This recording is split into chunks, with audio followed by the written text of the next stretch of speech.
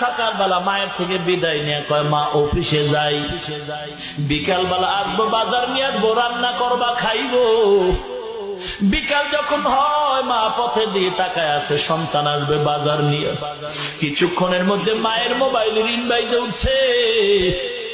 মা মোবাইলটা রিসিভ করিয়া কানে লাগে, শুনে সন্তানের কান্নার আওয়াজ। ডাক দিয়া কয় ও সন্তান, কেন কাঁদো, কেন কাঁদো?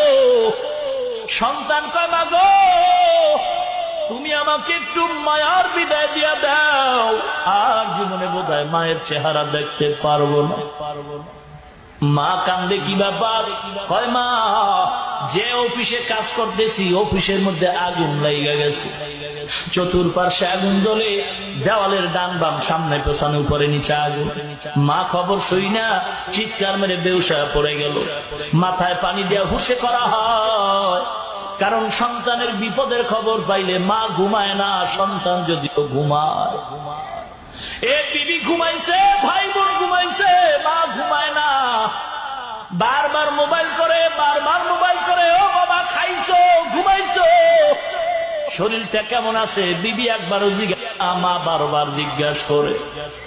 ওই মা আজকে যার দুনিয়ায় নাই, অন্ধকার কবর থেকে সন্তানের তাকায় দোয়ার আবদার জানায়, রে সন্তান, মাকে কবরে রাখছো, ভাইকে রাখছো, চিন্তা করলা না নিজেও একদিন চলে যাইবা।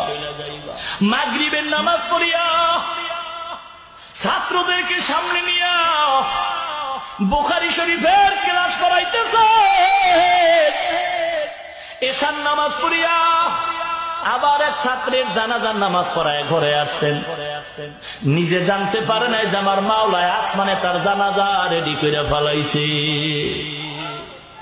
মুসলমান ইমানদারেরা, কয়দিনের দুনিয়ায় মাস্তানি করবি, টাকার গরম দেখাবি? আল্লাহ তো প্রমাণের জন্য ফেরাউনের লাশটা দুনিয়ার জমিনে রাইখে দিছে। দেখ, আমি আল্লাহ বড় বেঈমানকে দুনিয়ায় রাখছি, মাটি গ্রহণ করে না, পানি গ্রহণ করে না, কেউ গ্রহণ করে না।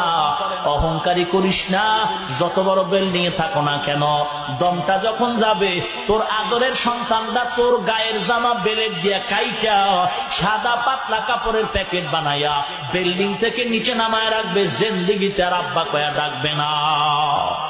এ দুনিয়ার ইমানদার আল্লাহর গোলাম, জীবনে যাদেরকে তুই আপন মনে করছো, কেউ কিন্তু আপন না। মাকে আপন বানাইছো, বাবারে আপন বানাইছো, দলের নেতা নেত্রীর আপন বানাইছো, আসলে কেউ আপন না।